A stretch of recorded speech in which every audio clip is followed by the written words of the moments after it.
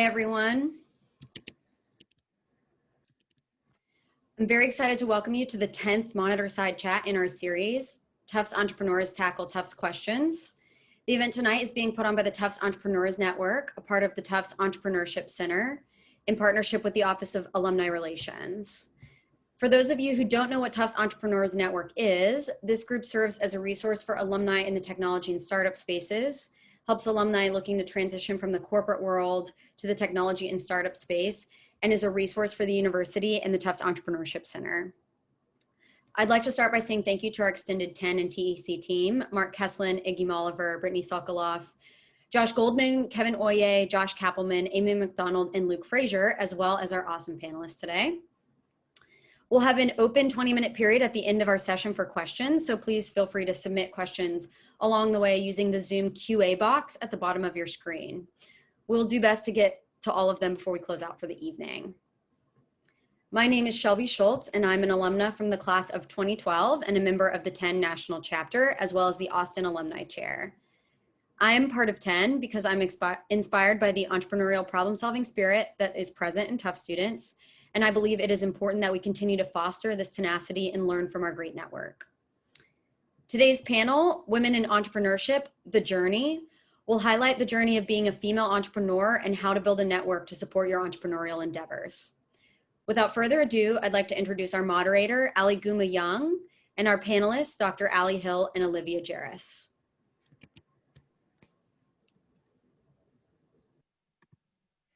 Hello, hello, hello, and thank you for welcoming me and our panelists to this awesome gathering of jumbos. Super excited for this conversation today to really dig in to our journeys as entrepreneurs leading organizations across the country. And I will kick off introducing myself. I am Aliguma Young. I'm an alum of the class of 98. My preferred pronouns are she, her, and hers. And currently I reside in Atlanta, Georgia.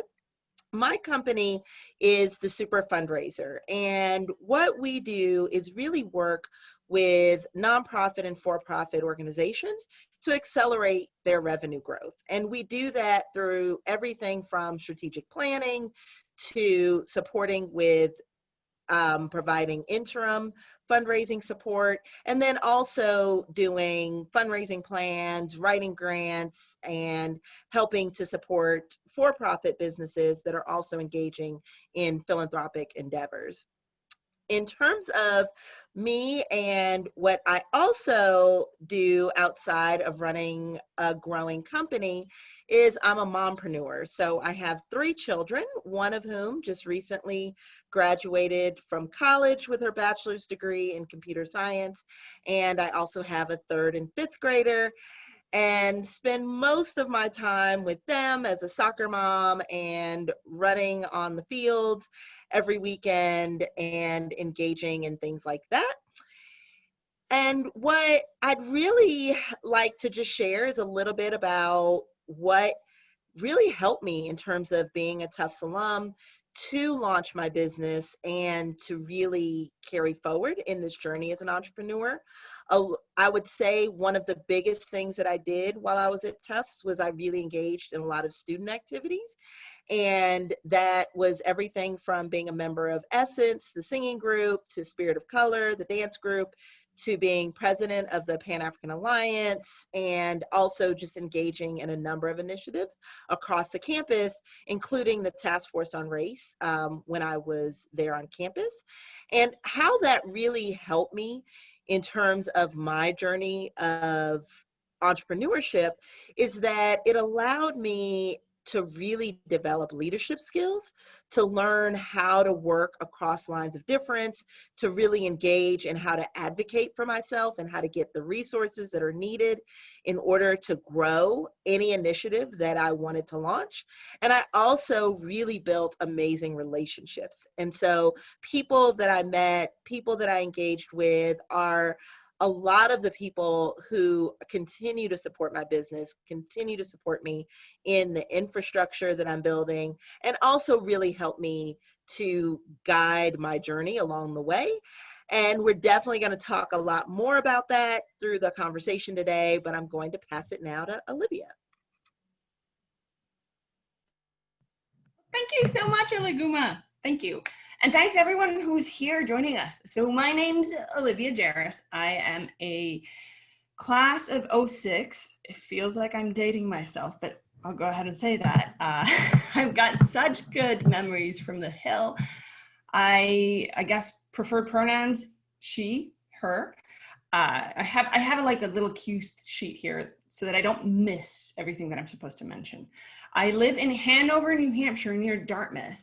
And the name of my company, I'm the CEO of Salary Coaching for Women and also the founder of what's called the Empower Her Society, which, long story short, I help and my team, we help women figure out their worth and how to actually advocate for it. And what does that mean in terms of a career? So when it comes down to why you've been put on earth, I truly believe that you have a purpose on this planet. And my goal is to help usher you up on deck for that calling that the universe has given you, whatever you want to call it, right?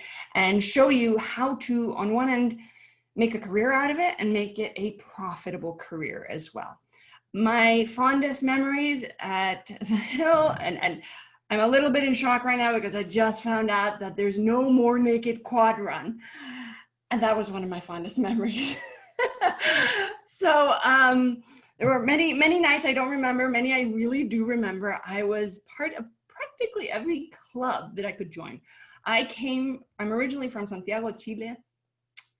Going to Tufts was like a totally new experience. I didn't realize I could join so many clubs. I was in the IR club, swim team, cross-country running team, triathlon team, cycling team, all of these clubs and teams that I could join, I absolutely joined them. So my experience at Tufts opened up so many opportunities to connect with people, to find my calling, and just, I don't know, it was just epic. I'm sure everybody here watching kind of felt a similar way. The Tufts gave you a lot. So yeah, I think that's pretty much in a nutshell me and my company and what I do and how much I love Tufts. I'm thrilled to be able to be part of this network. So thank you. Okay, so hi there, I'm Allie Hill. I also graduated in 1998. My pronouns are she, her, hers. I currently live in Denver, Colorado. And at Sound Advice Consulting Services, I'm the managing partner. My husband and I co-founded it 13 years ago. We have 4 lines of business. I always like to say where I work on the business is in our recruiting, bookkeeping, and careers businesses. But where I work in the business and spend most of my time is in Sound Advice Women, where I do executive advisory for women entrepreneurs and founders. As an advisor, I really work on 4 main areas with women: business infrastructure, business process, business intelligence, so data, and emotional intelligence. How to walk through the world like an executive. The majority of my clients have worked in corporate most of their careers, and asking them to kind of step out of that third person narrative and enter the first person narrative where the I is important, why they are doing it, to center themselves in the story is a big part of our work. In terms of Tufts, I also am a huge Tufts fan. I was super involved in a lot of things like everybody else, was part of the Women's Center and on the board. I co-founded the Tufts Feminist Leadership Alliance. I was on the elections board for the TCU Senate. I wrote for the Daily. And I think my fondest memories were things that made Tufts unique and special, whether it was painting the cannon, whether it was a cappella concerts, homecoming, spring fling, yes, the naked quad run, all of the stuff that really made it special. And in addition to my work and my love of Tufts, I also, as I said, have a husband, Jason, and 2 children, Max and Vivian. And we have 2 pets, a turtle, and whose name is Speedy, and a dog named Barney. And I love to read and do Pilates and listen to a lot of podcasts. So if anybody needs any recommendations, I'm kind of having an obsession right now with a lot of them. And I'm really excited to be here, talk about my journey, which was not at all straightforward. And yeah, there was no entrepreneurship at Tufts, not even a twinkle. I was a Spanish major and a women's studies minor. And I think all of the access to innovation and thought, and really the idea that the sky was the limit, I think for me, that's what ultimately led me to a path to recognize that whether it was the relationships I built, the things I learned, I lived my entire junior year in Madrid. That was all a part of, I think, giving me the foundation to recognize that if I could dream it, I could do it. And that's where I'm at now. Excellent. Thank you, thank you, thank you. All right, let's jump on in with some questions. So, what you kind of heard here was 3 different stories of all of us starting from the same place and landing in very diverse places, but also being driven by our identities. A big part of why we're having this conversation is because there are unique experiences that you have, not only in your collegiate career and in your professional career, but especially as an entrepreneur. So what I'd love to do is really get right to it and really talk about what it is to recognize your identity, to show up with your identity in these spaces of leading a business enterprise, and how does that impact you? So the first question I'd love to ask of the panelists is there anything that you find challenging because you identify as a woman?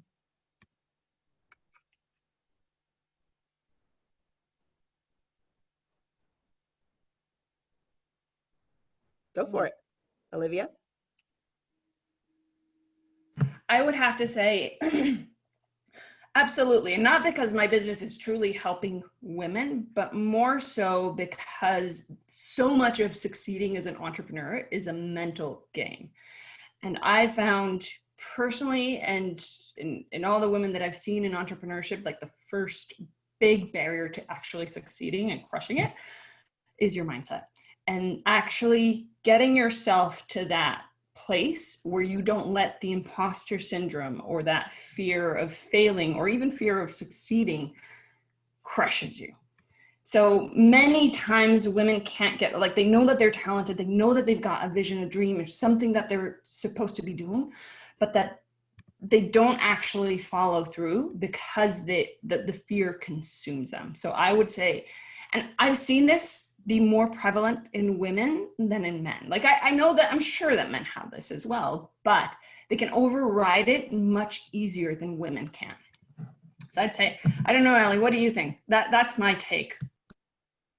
Sure. And, I think for me, one of the things I talk about a lot is the idea that women in general, girls, are socialized into women in this country to believe that safety is more important than calculated risk-taking.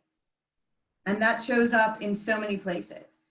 And I think that, so then what happens is when you're thinking about how to make a decision about a career where there's no roadmap, like entrepreneurship, or when there's a trajectory that you can follow, it feels safer. It doesn't necessarily end up feeling more fulfilling. But at the beginning, when you've been taught all your life, be careful, be safe. Think about all the messages we get as young women and women around safety, that even if we don't realize it, that enters into the way we make decisions about careers. We use that kind of safety lever. We pull it much more often. So absolutely, whether it's imposter syndrome, whether it's just feeling as if you need a paycheck in order to feel like you're succeeding, entrepreneurship doesn't have a roadmap. And if you've been taught that the way to succeed is by knowing where you're going, then it's going to feel totally impossible to be an entrepreneur. And I can promise you, though, that in my opinion, entrepreneurship is the most fulfilling. And to Aliguma's question, I am a mom, and I can tell you that being a mom for me is an extraordinary part of my identity, very important. And entrepreneurship actually allows me to do that. It gives me the flexibility. So in thinking about, as a woman, how does entrepreneurship affect me differently? Well, I actually think it enables me to inhabit a bunch of different roles that I might have had to rank, order, or prioritize if somebody else was making the rules, but I make the rules. So I think that's a great place to kind of move forward in terms of when you are talking about a family and the role that your family plays in your entrepreneurship and in your decision making. I would definitely say, as a mom, there's just different decisions that I make in how I manage my business and how I manage all the parts of my life, because I can't segment it out. I can't just do my business. And a lot of times people talk about their business as their baby, and I do feel that way. I feel like it's this baby that I birthed from an idea, but there's also the children that I'm also engaged with. I have a child who's on the autism spectrum, and so managing all of the things that he needs, you don't get to just say, oh, I'm just not going to work this week in the same ways that you can in other spaces. And I would say definitely one of the biggest lessons that I learned in the process was to be okay with being honest about those realities, and being okay with saying, you know what, my kids are going back to school, we're trying to manage virtual learning for the next 2 weeks, I'm going to be out of pocket. It just is what it is. And having the confidence to live that authentically, I find that to be one of the biggest challenges as a woman and as a mompreneur in that process. The next question I'd like to ask is really kind of talking a little bit more about being a woman in that space. And have you ever been discriminated against or harassed because you're a woman in business, and how did you navigate that?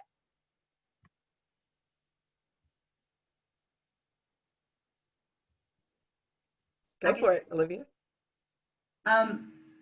I can say that I don't feel that I've been discriminated against or harassed, but I do believe that I have been misunderstood in roles where I have been a very senior person. There's been a misunderstanding that I was not I was not there to implement somebody else's vision. You know, on paper, people like strong women. It makes them feel as if somebody has a handle on things. Perhaps it's some sort of a way to give a nod to the current cultural moment we're in. But the reality of strength in women is extraordinarily complex. And so I think that for me, it wasn't harassment necessarily, but it was undervaluing my understanding of my role and the fact that I was going to step into it. And I can also say, given I worked in women-centric spaces for a really long time, and the other thing that I saw that was sometimes actually hard was when the women who were in charge were not acting any sort of a sisterhood. Sometimes, unfortunately, whether it was when they came up in the business world or how they were socialized, I'll say that word a lot, I'm a sociologist, sorry, but that's kind of how a lot of our lives end up being the way we're socialized, whether we realize it or not. And these women were led to believe that there was only one seat at the table. And they were going to hold on to that seat because they had worked and sacrificed for it. And that didn't always bode well for the other women in the organization. So again, from my experiences, it was almost that sometimes when I was in spaces and places where I wanted to be in more than one bucket, when I wanted to spread my wings, there was either a belief that I was there to implement somebody else's vision or that I needed to wait my turn. I would love to kind of keep going.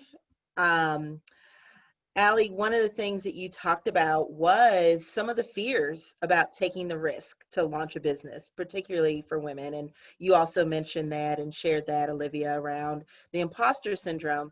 Olivia, would you like to share a little bit more about what did you do to launch your idea? And how did you know it was going to bring in money so that you could actually be successful in bringing your idea to market?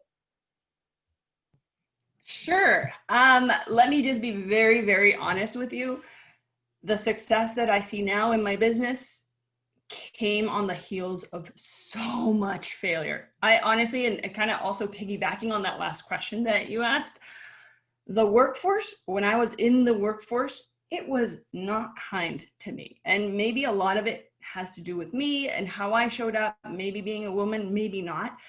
But honestly, I mean, I was harassed, I was bullied, and I was promoted to be demoted. I was laid off during the Great Recession, applied to 1,231 jobs, only got 5 interviews. Even McDonald's rejected me, got 0 job offers. And like, I had a lot of failure after failure after failure, which really led me to become very in tune with what was working and what was not working. So truly the foundation of what we do at Salary Coaching for Women and in the society is showing women that yes, there are very distinct ways in which men and women are treated within society. But if you understand how to navigate those discrepancies and how what you say, what you do is going to fall on, in someone's perception, very different, say if it's a male versus a female, and depending on the context in which you are, if you understand that, you can really get a leg up on your competition. It's all about persuasion and learning how to really influence behavior. So when I actually was in a senior position doing compensation here at college nearby, Dartmouth College. I was setting people's salaries and figuring out what they were worth. And I actually didn't believe that there was such a thing as a gender wage gap. And lo and behold, I actually went out to prove that there was no gender wage gap. And I started looking at the thousands of salaries that I'd set and recommended for hiring managers at Dartmouth and at different companies where I'd worked in the past. And it turns out that whenever I'd recommended a salary range for a hiring manager, if it was 0 to 100, women were hired at the 25th percentile and men would be hired hovering around the 50th percentile. So I was like, what the heck? There is a gap. So then I quit my cushy corner office job to say, you know what, this is my calling. And until I decided that, you know what, this is my very clear vision and I'm going to throw my whole heart into it, I didn't see as much success as I see now. And honestly, now that COVID and the whole pandemic has hit, I've thrown myself even further into my passion, that purpose that I have, which is truly help close the gender wage gap. And I've seen more success this year than in all of my past years accumulated. But it's because I understand what drives me. And if you're very clear with that, when you have a very clear goal in mind, I find that the processes and everything that you need to understand and know so that that can kind of become a business, it just really starts to fall into place as long as you have a vision, a solid vision. I think that's so critical to be really clear about what drives you and what you love, because at the end of the day, as you started it, there's so much failure, there's so much you get wrong, there's so many mistakes that you make, that if you don't love it, if you don't feel like it was literally what you were put on this earth and purpose to do, it's going to be hard. It's going to be really hard. That said, though, lots of people have ideas. Lots of people have things that they're passionate about that they want to do. Allie, I would love to hear from you, as I know you do a lot of work coaching not only women who are in a role where they're an employee, but also those who are making that transition into entrepreneurship. So I would love to hear, how do you know when it's time? Like, what's the right time, the perfect time? That's a question I get a lot, and I'm sure all of you do as well. Like, how do you know that it's time to jump out there and launch your business? Sure. So I think that, just like most big decisions, this idea of an exact right time is really just kind of a fantasy. So I think what I say to my clients when they come to me is, let's talk about your vision and why now. Right? So I really ask them why they're interested in it right now. And sometimes it's something that's recently happened to them that they really feel called to do. Sometimes it's they recognize that they've hit a dead end in their corporate job and they say there's got to be more to life than this. And so one of the things we talk a lot about when it comes to entrepreneurship is the way in which they're going to dive in. Is it going to be full force? They're going to quit their job. They have savings. They want to use it. They're going to put up their house to get a business loan. How are they going to do this? Is it going to be a side hustle because they recognize that they really need to continue working in their current role? Not necessarily because they want to, but because they recognize something important. One of my favorite books out there is actually written by economists, and it's called Scarcity: Why Having Too Little Means So Much. It's a great book, and it really talks about what happens in our brain during scarcity. And I'm a big neuroscience nerd. And what happens when your brain goes into scarcity mode is that you go into tunnel vision. And I can promise you that the worst thing to do when you're jumping into entrepreneurship is to be in tunnel vision, because it keeps out the really creative thinking you need because you're focused on survival. And I can think of one client, she was really at a turning point. She was working in her day job, working on her side hustle. And we said, if you don't move out of your day job, you are going to take forever to do this, which is going to frustrate you, and you're not going to see progress, which we know is important for intrinsic motivation. And I said, but let me ask you a question. How are you going to feel without that income? And she said, I think I'm going to get so scared about not having the income and not having the health insurance that any extra time I now have to work, I won't get anything done. And that insight led us to believe you need to keep doing this on the side. And ultimately, she hired someone who makes almost 2/3 of the salary she earns still in her day job, but she pays it out to them happily because they are running big parts of her business because she still wasn't ready to leave. So I think the answer is there's no one way to do it. When you're called to do something, that's when you start sowing the seeds. And when you feel like you can support it, it's when you go all in. But that is not the same for everybody. And it's really thinking about having somebody to, whether it's an advisor, whether it's a good friend, whether it's somebody who can be an accountability partner, having somebody to really bounce that idea off is going to be critical so that you can feel successful because you haven't played somebody else's game. To Olivia's point, you're all in, you're playing your own game. When my clients start succeeding, it's when they stop listening to what everybody else tells them should be the way they do it and they start playing their own game. That is 1000% true, because I think once you've set yourself on someone else's timelines or someone else's expectations of how long things should take, what growth should look like, at what point, it's so easy to get sucked into these ideals of it has to be this one way. Whereas what I found was that I started with an idea probably about 5 years before I went full-time into my role.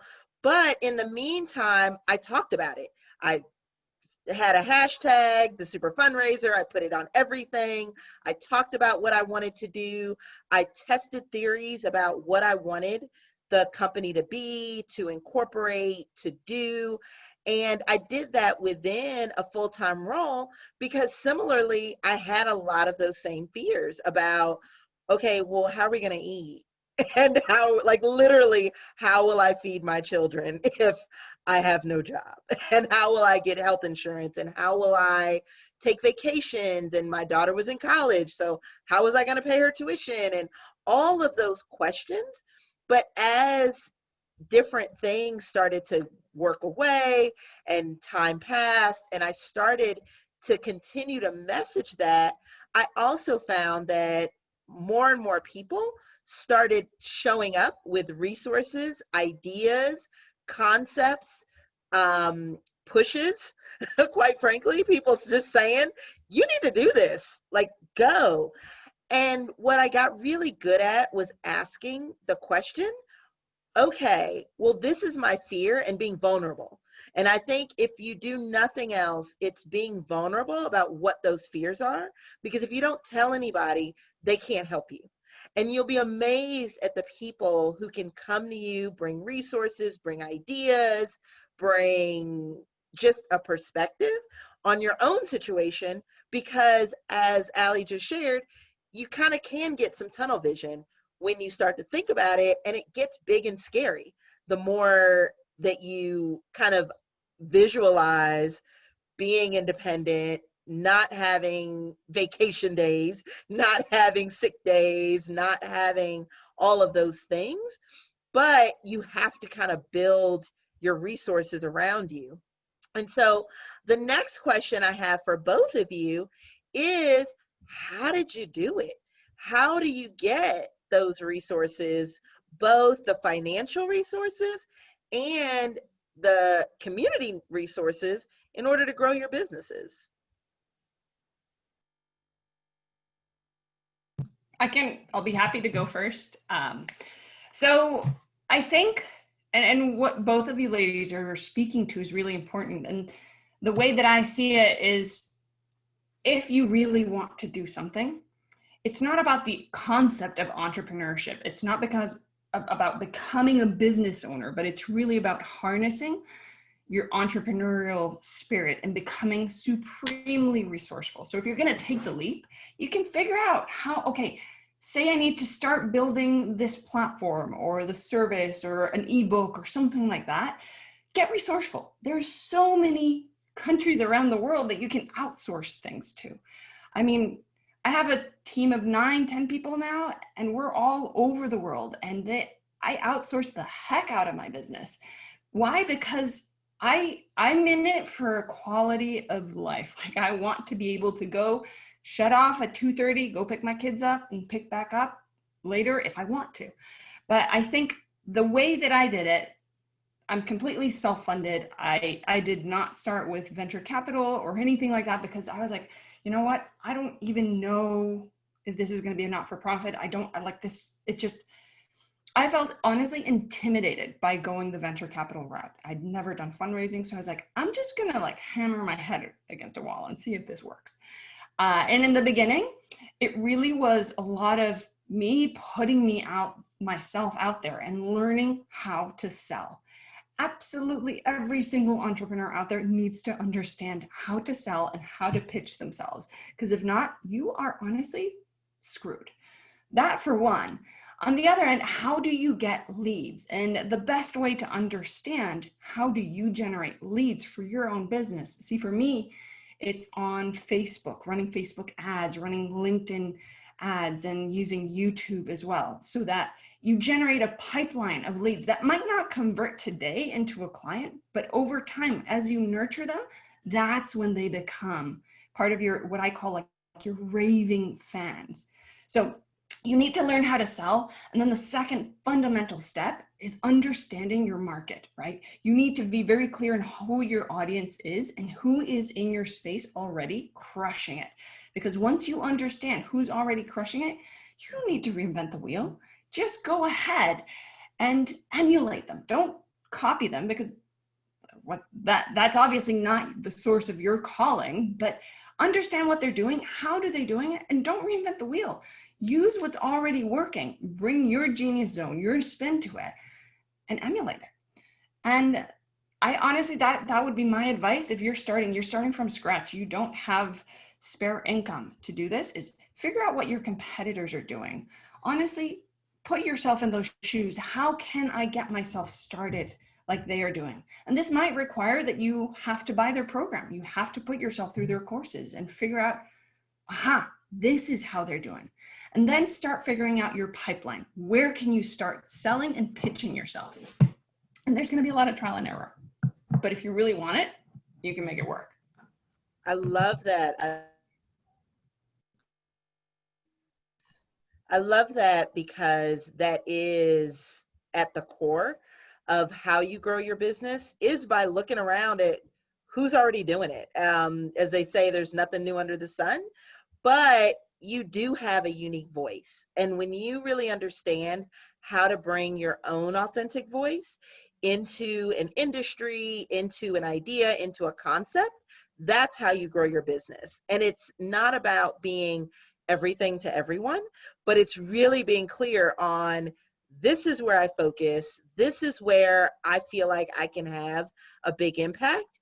And always remembering you can always grow, but it's really hard to scale down once you have gotten yourself out there and people kind of see you as helping everybody with everything. It's really being clear of, this is what I do, these are my offerings, and this is what I get really excited about and energized by when I'm working on it. And I would love to hear from you as well, Allie, of like, what do you do to get resources for your business as well as the network to grow your business? Sure. So, I mean, in our case, when we started 13 years ago, it was very much a situation where my husband was a headhunter and I was working at the Girl Scouts, and he said, you know, Al, they give me a phone, they give me a business card, you know, they give me some days off, and then they take 60% of what I bring in. I bet I could do this on my own. And I said, well, I get a paycheck every 2 weeks, so go do that. And, you know, there was the desk in our 1-bedroom apartment, which is how Sound Advice Consulting Services started on 35th Street, New York. And then from there, we said, well, wait, let's look at staffing. Well, let's look at bookkeeping. That's another type of staffing. And wow, we've been helping job seekers. We've been helping job seekers for so long, but the client was paying us. What if those job seekers could benefit from hearing from us directly? And that's when Sound Advice Careers was born. And then in terms of Sound Advice Women, that was me being an executive inside organizations, people seeing me in action. And to be honest, I left an interim position as a CEO, and people said, Allie, we think you did a great job. My friend's running a nonprofit. Could you help her? And I said, well, I mean, I've never done one-on-one work, but I'd try if she's interested. And I loved it. As a sociologist, it was very weird to me to work with one person. That's not at all my background. And then it started to grow. And I realized how much I loved being an educator, but also helping people run their own businesses, giving them financial autonomy, giving them political autonomy, social autonomy. And so I think for me, it was really evolution of having a paycheck, one of us in the couple starting on their own path so that we didn't go into scarcity, and then progressively seeing other opportunities and playing our own game. And, you know, what I say in one of my talks is, you know, what's your special sauce? Because, you know, to the other women's point, every good and service in the entire world has been commoditized. The only thing that you can offer someone that somebody else can't is a relationship with you. And you have to make them want that more than anything else. And that to me is how I do this work. Them wanting to work with me, not just to work with an advisor, and bringing what I bring. And really having my clients, quite honestly, are my biggest fans, as Olivia was describing, and they really help me get my new clients. They can speak to what I can do almost even better than I can. That is so, so great. And before we move into the audience questions, I do want to kind of throw out a couple of just straight, here's some things that have worked well for me. As I was starting off, I found that one of the things that you just shared, Olivia, about selling. So I wasn't afraid to sell. I was a fundraiser for over 10 years. And so selling was not a problem. Even selling myself wasn't scary.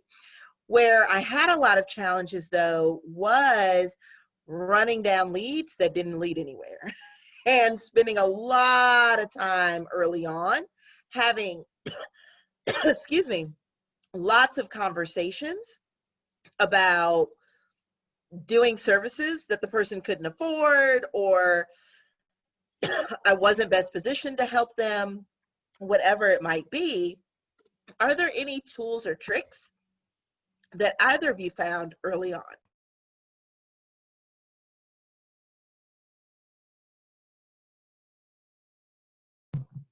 As far as like the technical side of things, or like I think you're referring to technical, right? Okay. So Yeah, so I'm a big believer in what's called the sales funnel. So when it comes down to the technologies, and I've tested everything. I've tested absolutely every single platform out there. So here are the tools that I use. I have a WordPress website. I have a funnel. Now, if anybody's familiar with ClickFunnels, I totally encourage you to check it out. If you are not, you should check it out. And also a really good book for anybody, any woman who's listening to this that you should absolutely check out is Expert Secrets by Russell Brunson, because that honestly made a huge difference in my business when I went from coaching people one-on-one to trying to automate everything and sell and scale online, right? So what I would highly encourage you, check out ClickFunnels. And check out that book, Russell Brunson. Platforms that I also use, I use Active Campaign to run my email nurtures, right? So when I run a Facebook ad, I run some sort of quiz or a lead magnet, and that lead goes into being able to download the PDF. Maybe it's the ultimate guide to how to overhaul your LinkedIn profile or something like that. And then they go into what I call a nurture sequence. So for 15 days, these people are going to receive videos from me, TLC, kind of content that is beyond noise. It's really, there's a difference between making noise and making music in their ears. So during those 14 to 15 days, I'm going to nurture them into then pitching them what it is that I have to offer, right? And that's when they go into my funnel and into being sold into one of our different tiered products, right? Because you're going to have an audience, and your audience is going to have different price points as to what they're interested in, right? There's a very low price point, and then there's a very high ticket price point, right? So yeah, I'll be happy to type in the tools here in the chat while Allie, you go with your tools. Right, so it's actually funny. So WordPress template, we've used ClickFunnels, we use Active Campaign. So clearly very much on the same page with the tech tools, having a CRM. I mean, in our case, we use Salesforce, but there are myriad CRMs out there right now. You want to be able to capture your data in addition to, you know, the email marketing stuff. I think for me though, one of the things, the ways that I'm able to vet prospective buyers without spending too much time going down the rabbit hole of, you know, talking to people who are never going to be a real buyer. The way that I designed my website, it is very much organized so that people can get a sense of who I am, what others have to say about me, and how I work. And then my contact form has a number of questions. And the reason we put that in is we wanted to weed out somebody who hadn't really thought about that stuff. Because what I have found, especially in advisory, is you need to make sure that people have thought about certain things, that they have the budget to do it, that they have the time to do it, that they have the readiness psychologically. If they don't have those things, having a conversation with me is really going to be lost business development time. So again, when I worked with the people who made my videos, I told them this is not for awareness. The video I want to be where people get to know me so that it shaves time off of my business development phone calls. And I remember the woman who did my video said, I love that you're telling me that. Now I know how to edit what you're saying, because you want this to be shaving off time, not just letting people know who you are. So being confident when you are investing in a website or in videos on what you want those videos to do, because sometimes you want them, as much as you want them to bring in the right people, you also want them to weed out the wrong people without you having to spend your time figuring that out. Absolutely. The next question from our audience is, how has full-time work aided or impeded your personal business ventures? And so I'll kind of start while you guys are thinking about that question. I would say that initially, it actually was really helpful for me because my full-time role was directly in line with the work that I do now. And so it allowed me to really use the resources of the company that I was in to test theories about how I wanted to fundraise,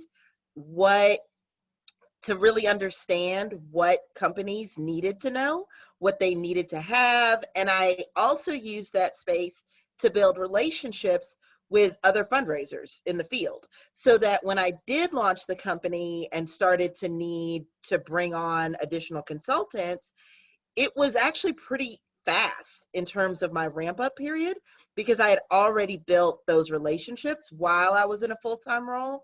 And I had also used, quite frankly, the platform of the brand of that space to get out and do public speaking, to do engagements. And what I did was always added my hashtag of the super fundraiser to anything I did.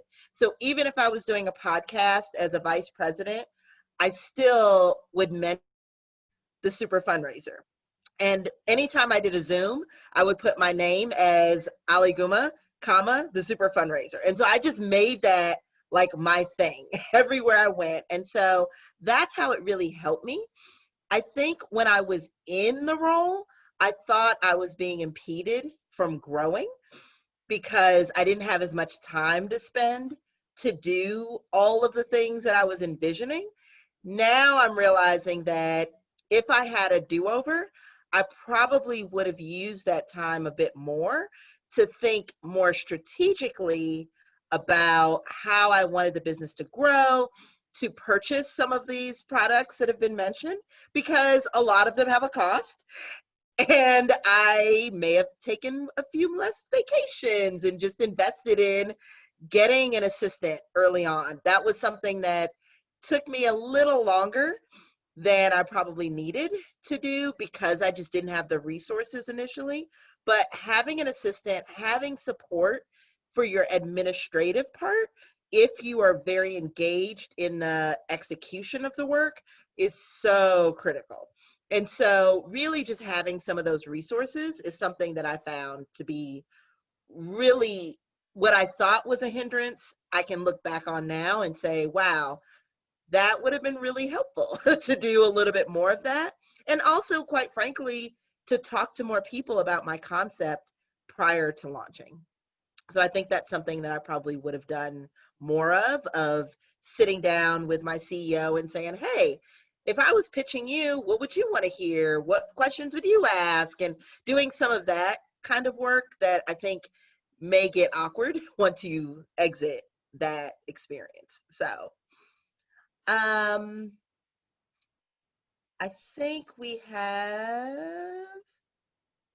answered all the questions. Can I, do you want to add? Please.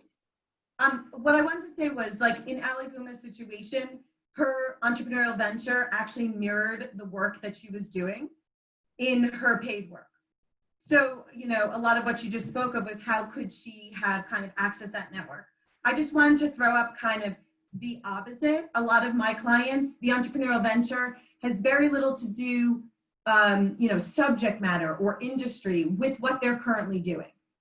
Right? So one of the things to think about also is, well, gosh, I'm going to go into a totally different industry, or I am going to, you know, really focus on a different sector. I'm working in nonprofit, but I want to go into for-profit, or I'm working in government, but I really want to go into, you know, a private nonprofit, right? So one of the things to think about in that case is,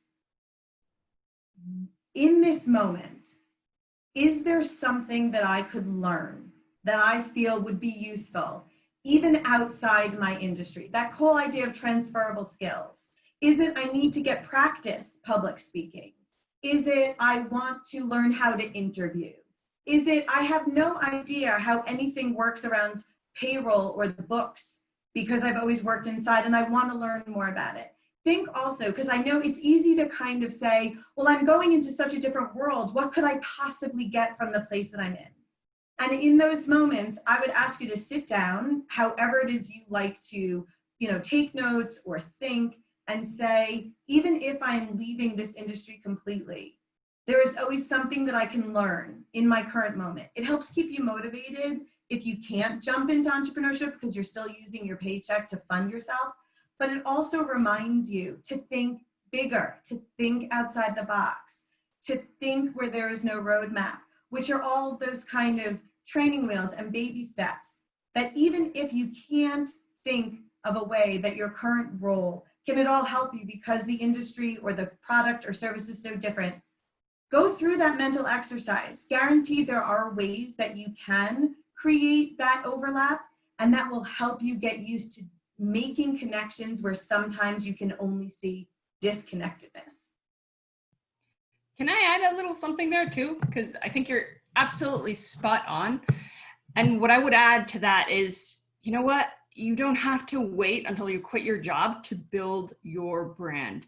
Honestly, one of the best things that I could have possibly done was while I was still working and transitioning over into my entrepreneurial venture was to kind of put a stake in the ground, make my claim, say, you know what, I'm going to close the gender wage gap. Because making that claim and deciding this is what I'm going for allowed me to start very early on building a brand. And honestly, it's allowed me to coast in so many ways. Like I get to contribute every month for Entrepreneur Magazine, Forbes. I'm on call for CNN, BBC, you name it. My work gets featured everywhere because I decided to build that brand.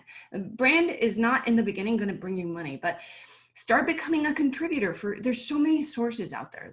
I'll type some other resources as well in the chat. Like there's Help a Reporter Out, HARO, in which reporters from all over the globe are looking for people like you to contribute onto their websites to interview you. And then you can just put that tagline, I wrote for Forbes, or I've been featured in XYZ magazines.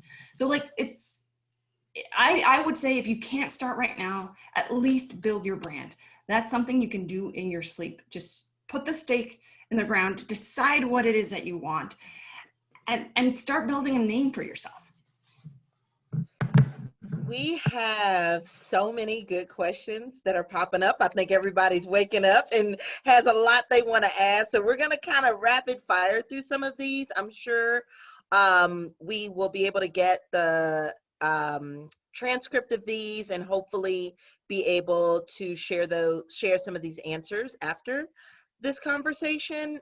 Definitely make sure you add your LinkedIn to the doc that's in the chat, and you'll have an opportunity to connect with all of us. As I'm sure you can imagine, we may not respond right away on LinkedIn, but please, please, please, please, please reach out to us so that we can really get connected and continue to support each other in building our businesses and bringing our ideas forward. So one of the questions, I'm going to kind of combine two questions because I think they're kind of related here, which is really thinking about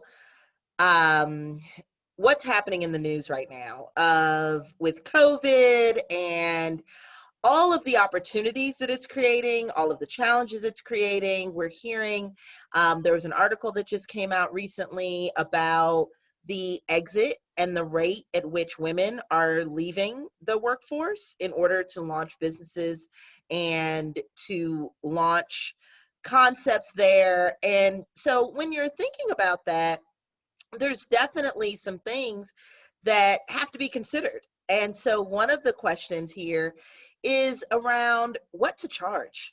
So like, how much do you charge for your services? And how do you know? One of the things that you kind of hear a lot of times, I'm sure you, as you shared, Olivia, with the wage gap, and for women entrepreneurs, not pricing properly. So if you've got like a big ticket item that's $1,000 or more for your services, how do you do that? How do you have that conversation? Do you, if they balk at the offer, do you say, oh, no, it should be lower? Or do you just stick with your pricing? And what do you do in that situation? Sure, Olivia.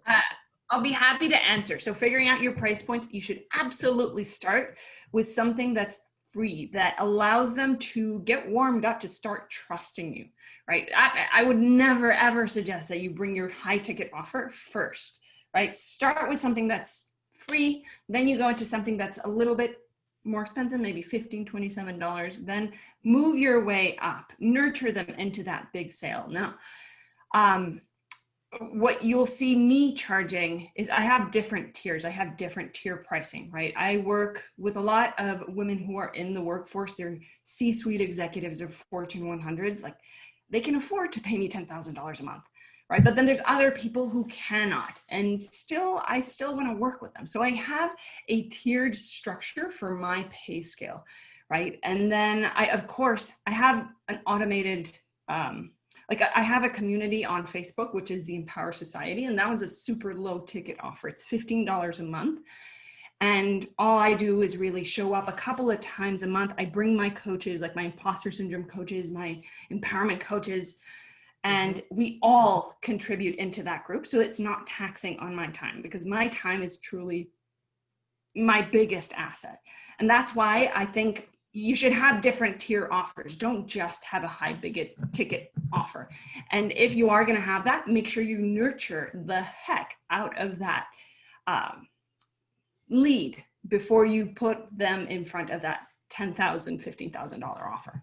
And I think what is really important about that is also being really clear about who your audience is, because I would actually say, as a person who deals with business to business work versus business to consumer, that for me, I just can't do that.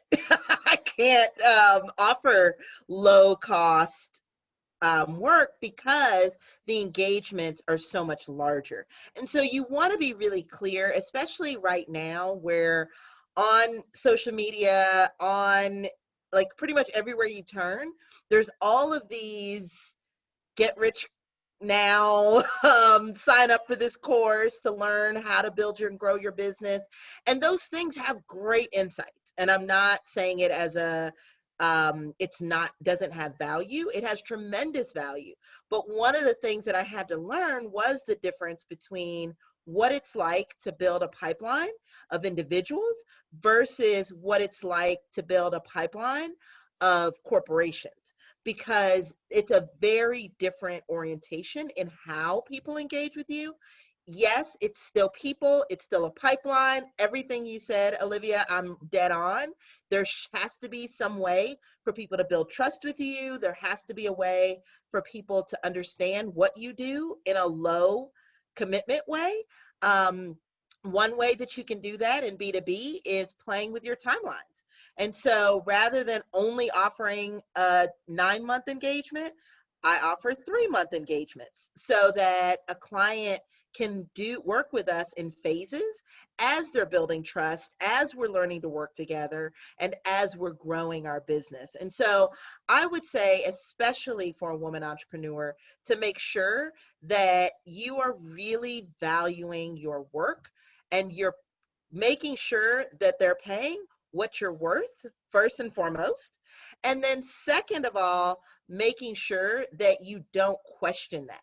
Because if you question it, they'll question it.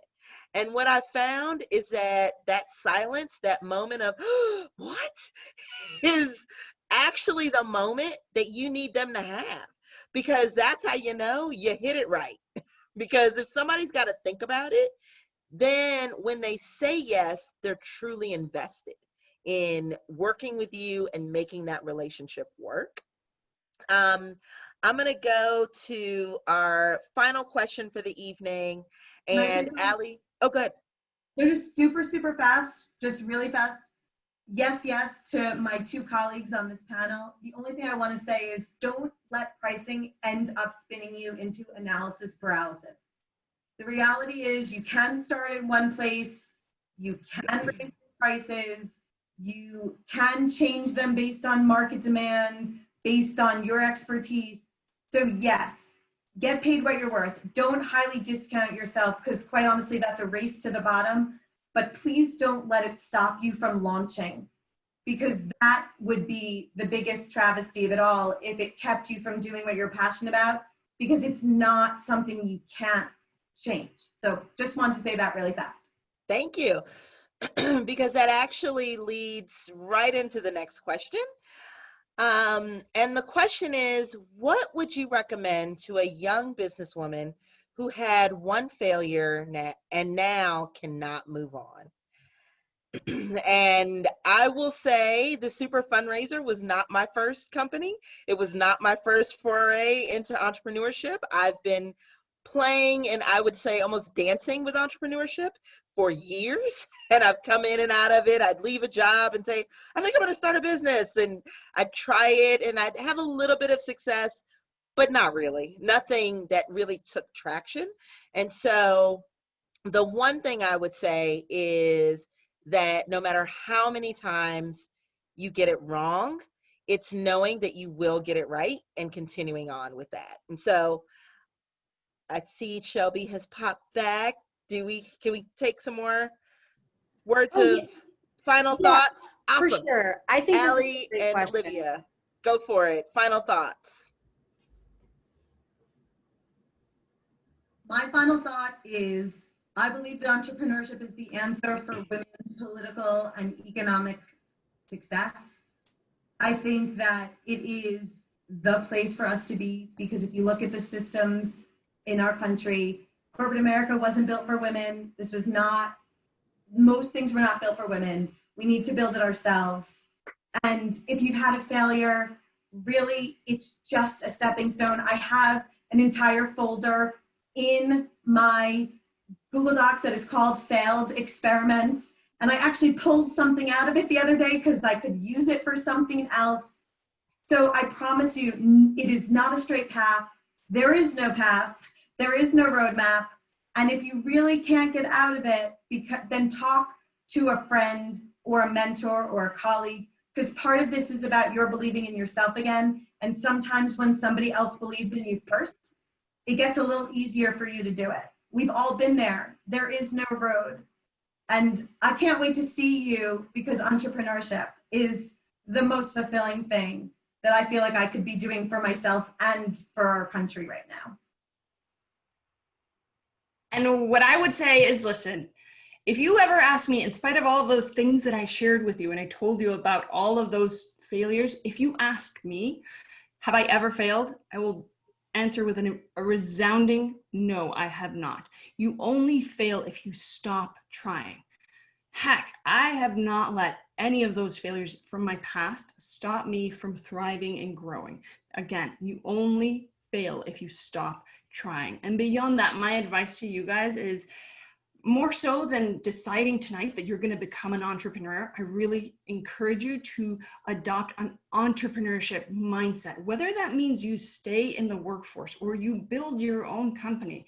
It's really about that, adopting that mindset of being resourceful rather than having to rely on the resources and like the societal stigmas and how things are supposed to work.